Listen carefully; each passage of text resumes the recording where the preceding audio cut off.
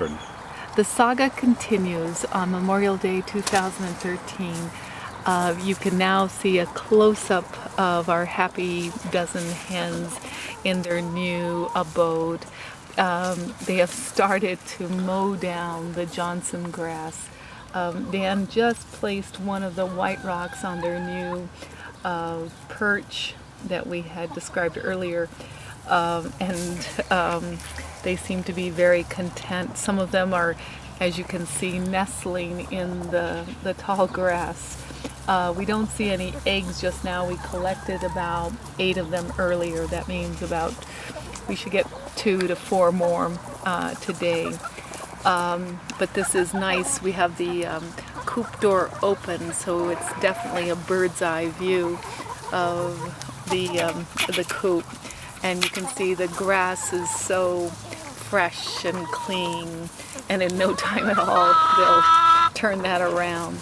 But there's a combination of dirt for them to take dirt baths, and then there's all this tall green for them to nibble on. We tossed in some and carrot peels just to add to the mix, which they do enjoy.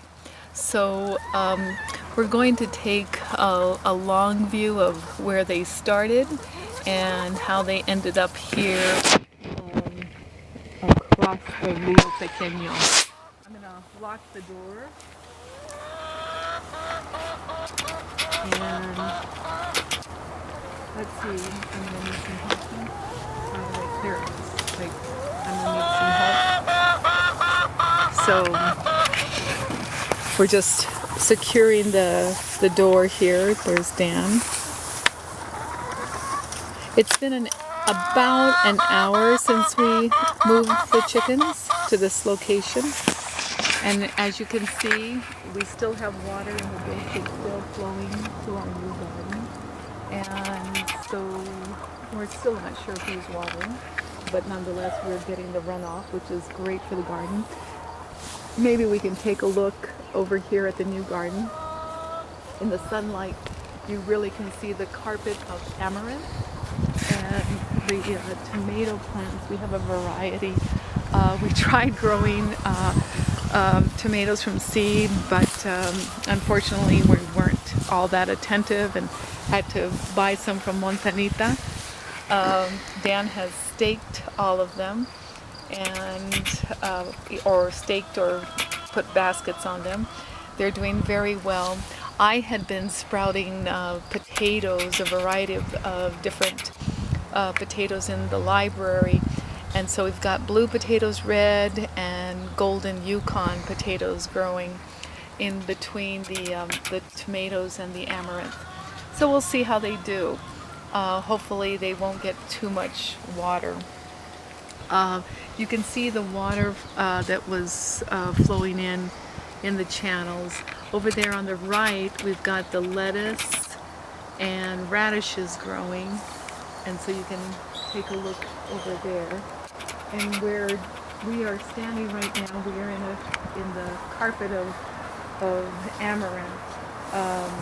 The seed pods that fell in the fall just dropped seeds everywhere, and so that's what we see sprouting. But we thought we would go back to where we started before the big crossing across the water that Lauren and Brian helped us with. So we were, let's see, 1 block over. The water is still flowing in. We'd like to keep the chickens there a little bit longer since the grass is so high, but we'll see how they do. So they started over here, and you can see the 10-foot square quadrants that have been left, the little footprints of the chicken coop. And then you can see the irrigation water flowing in here on the side.